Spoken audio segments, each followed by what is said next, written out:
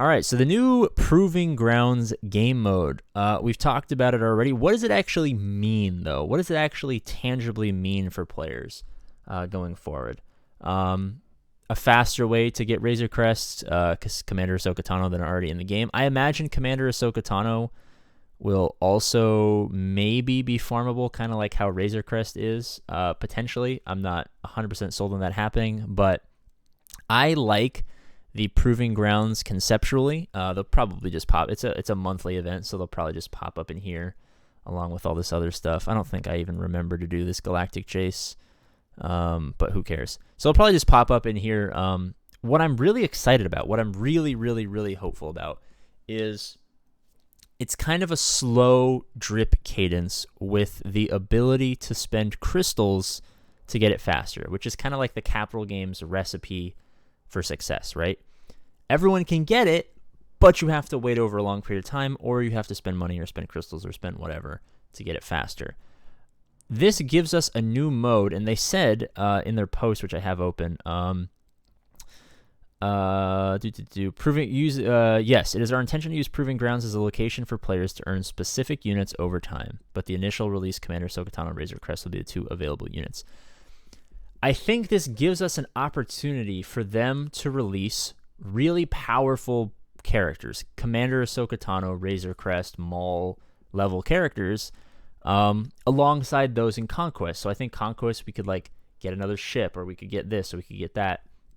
And then like a Commander Ahsoka Tano level character comes to Proving Grounds. And Proving Grounds is a requirement of Relic 3. Most players who are kind of concerned about having a Commander Ahsoka Tano level character will have a couple of Relic 3s. You can get your first Relic 3.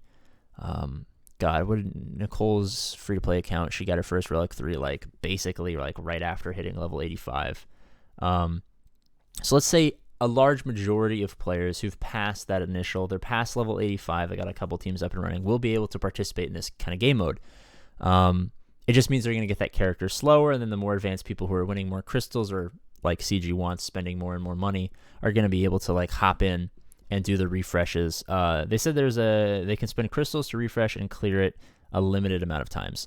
So there will be a limit to how many times you can refresh. They're not going to get every character day one. But I think this really gives them an opportunity to add, Conquest level characters outside of Conquest, right?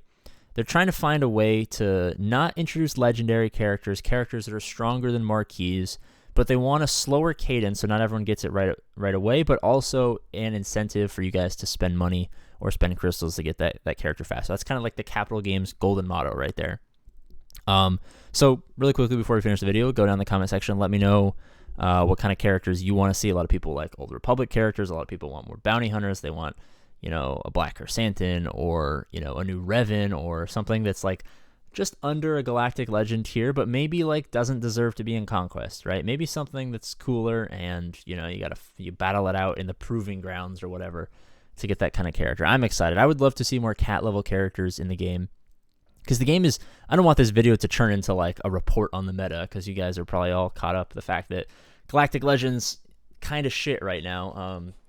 Galactic Legends for most players at this point are just kind of like another set of teams. Every GL has an off meta. I think it's only going to get worse for Galactic Legends going into the future. I think Capital Games might even be stepping away from Galactic Legends, if I'm being quite honest, because there's not really that incentive to go after them, because there's so many counters. And, if we get a Proving Grounds with more cat-like characters, more high-level Conquest characters to come, obviously a focus on ships that are coming, immediately, I don't see those types of characters, gaining any usefulness, because they definitely have been falling off quite a bit.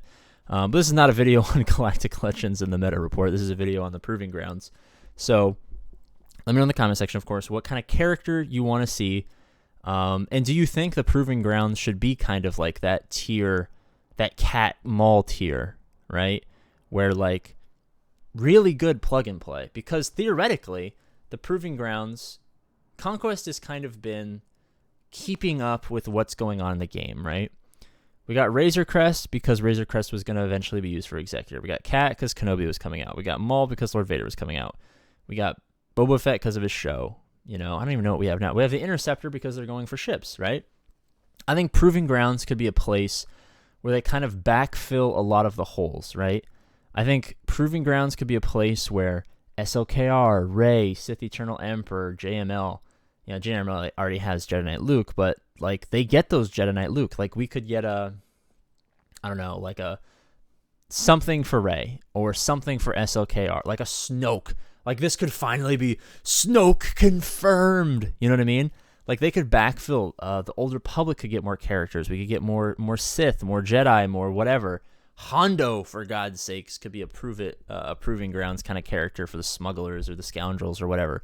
Like this is really an open-ended opportunity for them to have another avenue to add powerful game-defining, meta-defining characters. Not meta-defining in the sense like SLKR Rey when they first came out, or Jedi Knight Revan when he first came out, where they are the meta. But since the meta is so massively spread out right now, where there's not like powerhouse teams, it's all about like, do you have more off meta than I do? Off meta, it's not even off meta anymore. It's just, you just play. It's fluid. GAC is very fluid right now.